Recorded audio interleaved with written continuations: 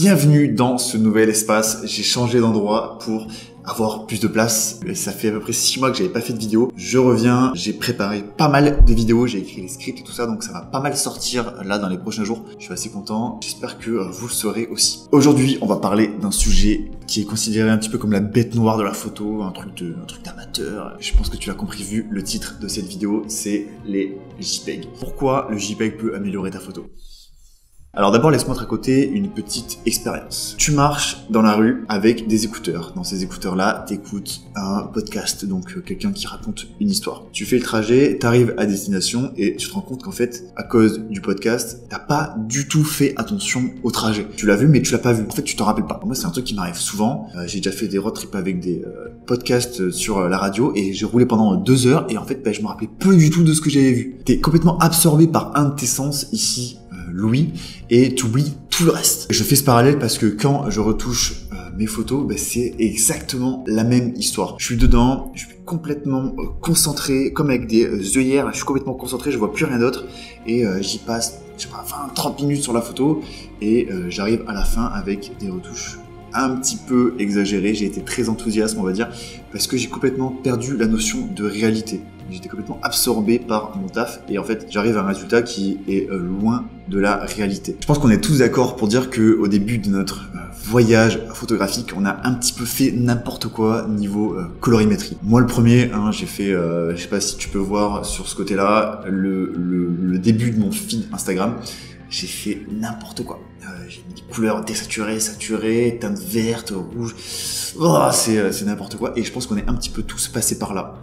Pour ça, mon pote, t'inquiète pas, j'ai 2 solutions pour t'aider. La première, c'est tout simplement de laisser du temps après la retouche. Donc de pas envoyer ton travail à chaud directement après la retouche. Donc, par exemple, tu passes 20 minutes sur ta photo, tu penses qu'elle est parfaite, donc voilà, qu'elle est bien réglée et tout. Tu sors, tu prends un peu l'air, tu vas prendre ta petite dose de réalité à l'extérieur. Quand tu reviendras, ton œil sera neuf, tu auras un regard nouveau sur ta photo et tu seras apte à corriger les erreurs que tu as fait et que à la base tu n'avais pas vraiment vu parce que tu étais absorbé dedans. Et la deuxième solution, c'est de te servir des JPEG, d'où le titre de cette vidéo, tu as dû le comprendre. D'abord, laisse-moi clarifier vite fait ce que c'est la différence entre un JPEG et un RAW pour ceux qui savent pas, on ne sait jamais. Le JPEG, c'est une photo qui a été traitée par le processeur de ton appareil photo, donc en fait c'est une photo qui est quasiment prête à l'emploi, qui a subi toute une série de calculs et d'algorithmes pour être déjà traitée, donc le contraste a été appliqué, mais t'as pas choisi de quelle façon elle est prête. C'est un peu les réglages standards de ton appareil. Par contre, le RAW, donc le RAW qui en fait veut dire en anglais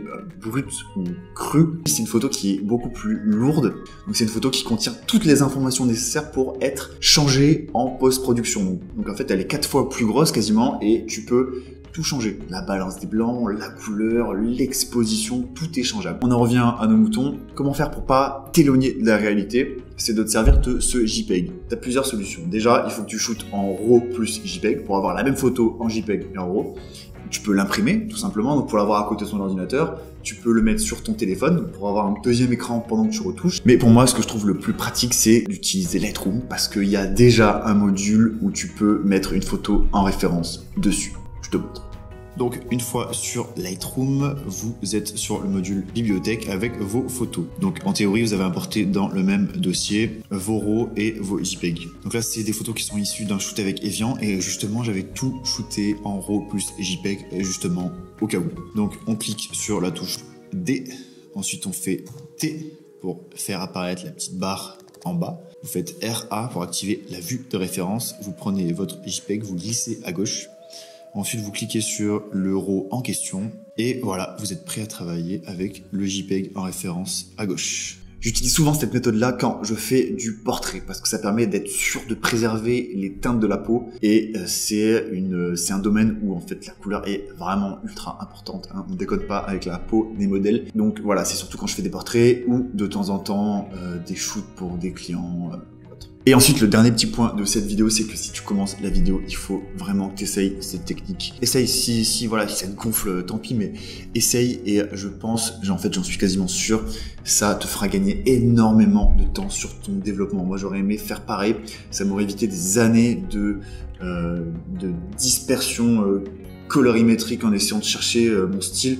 J'ai perdu énormément de temps et j'aurais aimé rester plus sobre quand j'ai commencé, pas faire n'importe quoi. C'est la fin de cette vidéo, j'espère qu'elle t'a plu, j'espère qu'elle t'a appris des choses. Mets-moi un petit commentaire en dessous pour me dire le sujet de la prochaine vidéo, si t'as envie qu'on parle d'un sujet en particulier ou si t'as des questions, voilà, n'hésite pas. Si t'as appris des choses ou si simplement t'as aimé cette vidéo, mets-moi un petit pouce, ça m'aide énormément pour le référencement et le moral aussi, hein, de savoir qu'on aide des gens, c'est toujours sympa. Voilà, je pense qu'on est pas mal. D'ici là, fais des photos, n'oublie pas de sortir, de te servir un max de ton appareil photo. Et nous, on se dit à la prochaine. Ciao!